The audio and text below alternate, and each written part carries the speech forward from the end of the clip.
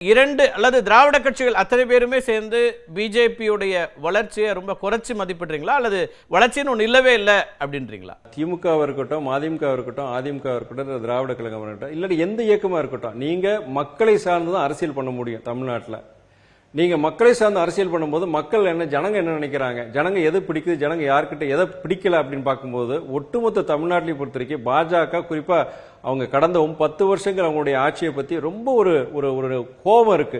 கிராமங்களுக்கு போகும்போது அந்த 100 நாள் வேலை திட்டத்தை பத்தி சொல்லும் போது அப்படியே டென்ஷன் ஆறாங்க.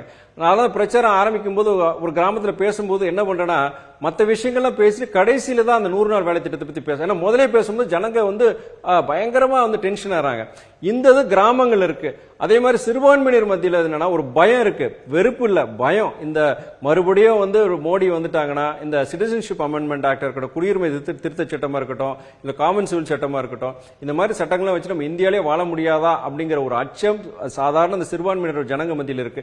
இப்படிப்பட்ட மனநிலை இருக்கும்போது ஒரு அரசியல் இயக்கம் தேர்தல்கள் வெற்றி பெற வேண்டும் என்றால் அப்ப எந்த மாதிரி நிலைப்பாடு எடுக்கணுங்கிறதுனாலதான் திமுகவும் சரி அதிமுகவும் சரி இந்த மாதிரி அவங்க அரசியல் அனாதைன்னு தான் சொல்லணும், பிஜேபி சொல்லுவேன் நான். அவ்வளவு தூரம் ஒதுக்கப்பட்ட இடத்துல இருக்கா? 2019 நிச்சயமா பிஜேபி எதிர்ப்பு இருந்துச்சு, மிகப்பெரிய தோல்வியை அந்த அணி சந்திச்சது. இந்த முறை பிரதமர் என்ன சொல்றாரு, தென்னிந்தியாலேயே எங்களுக்கு ஏற்பு வந்திருக்குங்க, தமிழ்நாட்டிலேயும் எங்களுக்கு ஏற்பு இருக்கிறது, ப்ரோ இன்கம்பன்சி அப்படின்னு பிஜேபி சொல்றாங்க. 10 ஆண்டு கால பிரதமர் மோடி ஆட்சியினால இங்க ஒரு பாசிட்டிவ் ஓட்டிங் பேட்டர்ன் இருக்கு, அது எங்களுக்கு உதவுங்கிறாங்க. அப்படி நீங்க பார்க்கலையா?